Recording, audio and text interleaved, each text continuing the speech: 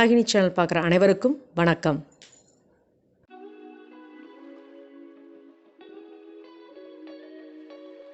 மரவள்ளி கிழங்கு அல்வா செய்ய போகிறேன். அதுக்கு தேவையான பொருள்லாம் பார்க்கலாம். மரவள்ளி கிழங்கு, முந்திரி, பிஸ்தா, திராட்சை, ஏலக்காய், இது எல்லாமே தேவையான அளவு எடுத்துக்கோங்க. நாட்சக்கரை அதுவும் தேவையான அளவு தான். ஏன்னா ஒவ்வொரு கிழங்கு வந்து இழுக்கும், ஒரு கிழங்கு இழுக்காது. அதே மாதிரி தேவையான அளவு நெய், அவ்வளோதான். மரவள்ளி கிழங்கு தோல் எடுக்கணும். ரெண்டாக உடச்சிட்டேன் பெருசாக இருக்கிறதுனால. நல்லா அப்படி எடுத்துட்டிங்கன்னா அது பாட்டு அப்படியே லேயர் மாதிரி அப்படியே வரும். ஈஸியாக இருக்கும் பாருங்கள். அவ்வளோதான் பாருங்கள், எடுத்தாச்சு தோல். இவ்வளோ அழகாக வந்துருச்சுங்க. இதே மாதிரி தான் இதை ரெண்டையும் எடுத்துகிட்டு நல்லா கேரட் சொருவோம் இல்லையா, அதில் சொருகணும். அவ்வளோதான் பாருங்கள். நான் தோலை எடுத்துட்டு கழுவிட்டு வச்சுருக்கேன். இதை வந்து இப்போ கேரட் துருவுறோம் இல்லையா, அதில் நம்ம துருவிட்டு அப்படியே அல்வாவில் போட வேண்டியது தான்.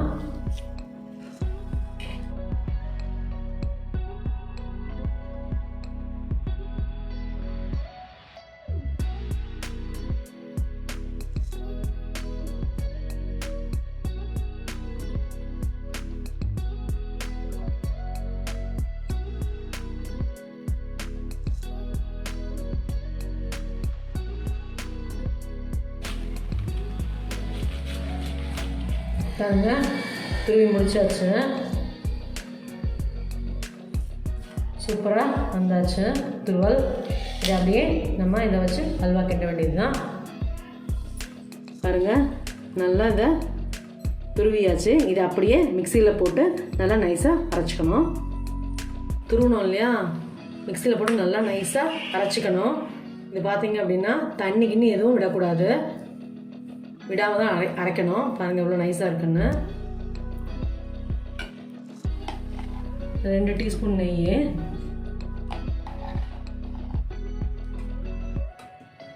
வேணும்னா கொஞ்சம் கூட அப்புறமா ஆட் பண்ணிக்கலாம்.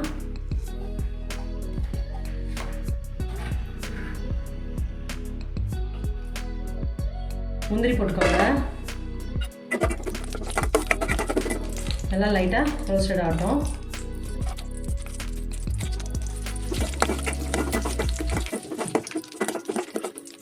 எப்பயுமே அல்வா வந்து நெய்யில் தான் இது பண்ணுறது, அதனால் எப்பயுமே நெய்யில் யூஸ் பண்ணுங்கள். வேறு எதுவும் எண்ணெயில் போட்டுறாதீங்க. பாருங்கள் ரோஸ்டட் ஆகிடுச்சு. இப்போ பிஸ்தா போடுறேன். ஏலக்காய் பொடி பண்ணி வச்சுருக்கேன், போடுறேன். அதே மாதிரி திராட்சை,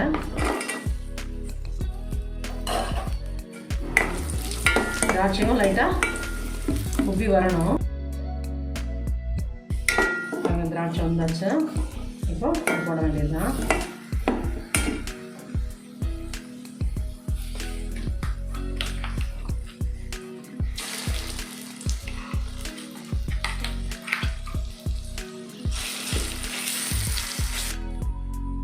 இன்னும் 2 ஸ்பூன் நெய் போட்டுக்கோங்க.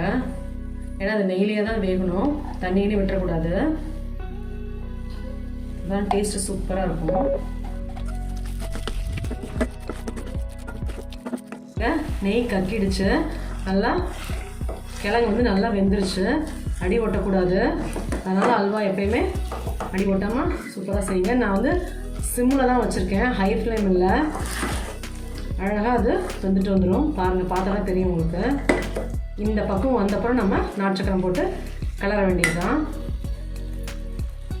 போட்டுக்கோங்க. போட்டுட்டு கிளறிட்டு டேஸ்ட் பார்த்துட்டு கூட நீங்கள் கொஞ்சம் போட்டுக்கலாம்.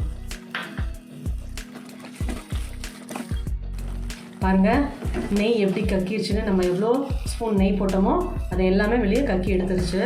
இப்படி அல்வா பதம் சூப்பராக வந்திருக்கு. அடி மட்டும் ஒட்டாமல் பார்த்துக்கோங்க. பாருங்கள் எவ்வளோ சூப்பராக இருக்குன்னு. மீடியம், அதாவது சிம்மிலேயே வச்சு செஞ்சுக்கோங்க. மீடியம் கூட வேண்டாம், ஹையும் வேண்டாம், சிம்மிலேயே வச்சு. நான் சிம்மில் தான் வச்சுருக்கேன். நான் சிம்மிலேயே வச்சு செஞ்சுக்கோங்க. அப்போ தான் அடி ஒட்டாமல் சூப்பராக வரும். நான் இப்போ கொஞ்சம் சாப்பிட்டு பார்த்தேன். நான் 1 கப்பு தான் சொல்லியிருந்தேன் இல்லையா நாட்டுச்சக்கரை, அது வந்து பத்தலை. நான் 2 கப்பு நாட்டுச்சக்கரை போட்டிருக்கேன். அதாவது 1 கப் மரவள்ளி கிழங்கு துருவலுக்கு 2 கப் நாட்டுச்சக்கரை போட்டால் தான் அளவு சரியாக இருக்குது. நீங்கள் வந்து போட்டு பார்த்துட்டு கூட சாப்பிட்டுட்டு அப்புறம் திருப்பி போடுங்க, தப்பு இல்லை. ஆனால் சூப்பர் டேஸ்ட்டாக இருக்குது. நான் பவுலுக்கு மாற்றிட்டு உங்களுக்கு காமிக்கிறேன் அல்வாவை. மரவள்ளி கிழங்கு அல்வா ரெடி ஆயிடுச்சு. சூப்பர் டேஸ்ட்டாக இருக்குது. நீங்களும் இதே மாதிரி வீட்டில் செஞ்சு பார்த்துட்டு எனக்கு கமெண்ட் பண்ணணும். டெய்லி என்னோடய வீடியோ 2:15 மணிக்கு வரும். கண்டிப்பாக பாருங்கள். Good food good life. Thank you. இந்த வராணி சேனலை பார்க்குற நீங்கள் ஷேர் பண்ணுங்கள், லைக் பண்ணுங்கள், சப்ஸ்கிரைப் பண்ணுங்கள். மறக்காமல் பெல் ஐக்கானை கிளிக் பண்ணிடுங்க. இந்த ப்ரோக்ராமை இன்ஸ்டாகிராம்லேயும் டெலகிராம்லேயும் ஃபாலோ பண்ணுங்கள். தேங்க்யூ.